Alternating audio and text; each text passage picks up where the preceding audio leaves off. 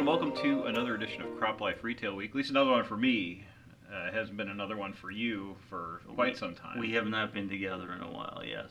So you've been out flying around the world this time. Yeah, I was going to say, I was in Europe for a couple of weeks, visiting with a lot of the crop protection folks over in Germany and Switzerland, all my friends across the pond. Thank you very much for talking to me and showing me around the continent of Europe. I enjoyed my time there, and then after that, I was at the Environmental Respect Awards in Washington, D.C., and to all our friends there, again, congratulations, and we had a great week. Awesome. And I moved my daughter back from Nashville last weekend, and that was not fun. But she's back safe and now wait, here in Cleveland. You have to tell the audience about the truck ride, because it sounds like it was fun. For all of you guys, probably it's like old hat, but for a city kid to go take a U-Haul with towing a car 500 miles over 10 hours and along with having had to move everything into the van and it's amazing how many trinkets and little baubles that your daughter can accumulate over the course of a year and a half. It's very nice. Ridiculous. There's boxes on boxes. And see, to everyone out there who's been sending me the top 100 forms in saying that they're looking for commercial drivers for their fleets, maybe Paul might be somebody you could recruit. See, well, not if you want to see your chemicals again.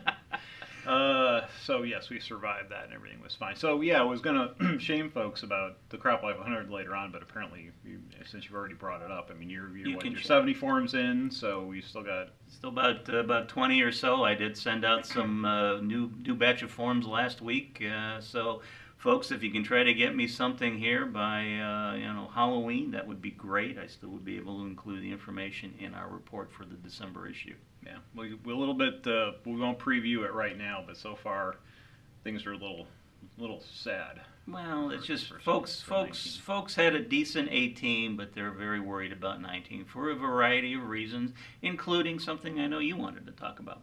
Yeah, tariffs. Yeah, the tariffs. And just mention, well, we've when I was a CropLife American, I think I mentioned in a video at one point that the discussion was from crop protection companies, especially generics, that this was something that they were going to have to pass on. And of course, we just heard from Elba and Willowwood on the generic side that they're both going to be putting tariff line items on their bills to indicate prices where the customer is being charged for that. So with all the concern out there, we decided to have a webinar. So the information is coming up on the screen now, but it's going to be happening on November 1st.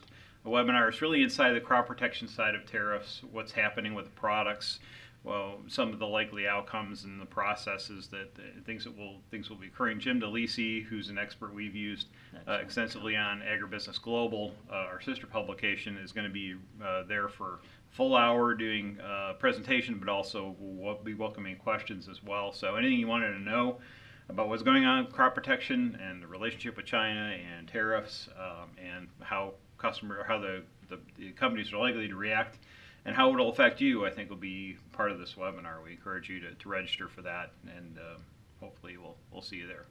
Very good.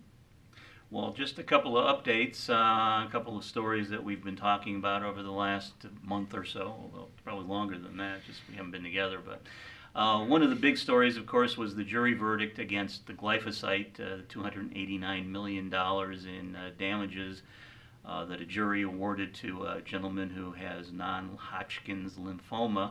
And Paul, we found out this week that it sounds like the judge in that case was none too happy with some of the closing arguments from the prosecutor, where he had said something to the effect that in Monsanto boardroom there was champagne on ice and corks were waiting to pop if the jury did not award a high enough verdict against the company.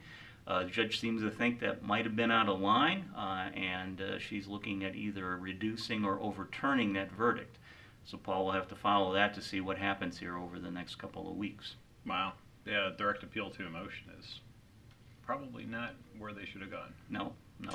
And the other thing is, of course, I know I had seen our friend Jay Vroom, formerly of CropLife America, back in August, give one of his last official speeches before retiring from CropLife America. when he had said that he and his wife were looking forward to spending a little time in retirement. But Paul, it actually was a little time indeed. We found out this week that Jay and his wife Jamie have a new consulting company called Vroom Lee. Let me get it right. Vroom Lee Agriculture LLC. And they'll be doing consulting services for folks in the marketplace looking at technology and modern agricultural practices. Yeah, a little certainly was the operative word. I think Jay. Couple of weeks, yeah. I didn't think Jay would sit down too long, but we've been talking to him obviously over the past couple of months as he's gone through the process of leaving CropLife America, and I knew he was doing some work. He's actually going to be doing some work, I think, with FFA. I'm going to be going to the conference next week after our advisory council meeting and checking out what they have on the technology side there. But supposed to be meeting up with him at some point and finding out what's going on. But yeah, busy, and he's doing a tour. He seems to be invited to everywhere. I saw he was speaking at CAPCA this week in California. Yes. Kind of going through the pest control market and laying the groundwork. So very interesting. Can't keep a good crop protection person down, apparently. Yes.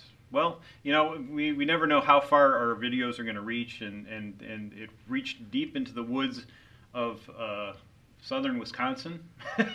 Our friend David Hinchy, where our friend David Hinchy was retired. I think he's in Wisconsin. Well, actually, their operations were in Illinois, Maple Park. We're in Illinois. It's in Maple Park, Illinois. But he crossed the border. Okay. In his retirement, and he's there with his family and Hinchy Fertilizer in Maple Park, Illinois, in what is now suburban Chicago. Yes. I think Chicago goes all the way out to there now. Probably. Was one of the first places I ever got to visit, and he was a good friend of ours and our advisory council. Yes, our PACE council, which we'll be doing next week. David, we miss you. Thank you. So out of the blue, these things came. He said, "Hey, I went down to pulled these out of mothballs. I thought you might appreciate this." So that's the Legacy logo, and very cool. So we appreciate that, Dave, and we'll I hope you keep watching and again, appreciate it. Yeah, and all you nutrient outlets out there, as you're changing out your signage, Paul is still waiting for his crop protection services sign to come in as a keepsake for the company. So where is my seat? I'll even take a pin. Just send me something or a mug. You could send a mug. I hear there's shirts out there too. I've seen a lot of them. So maybe there's a truckload of shirts on its way as we're speaking. Don't send them all to Goodwill. Send some to me before they. We're shameless. Sorry. Any event, that's it for this edition of CropLife Retail Week. Thanks for joining us. We'll see you next week.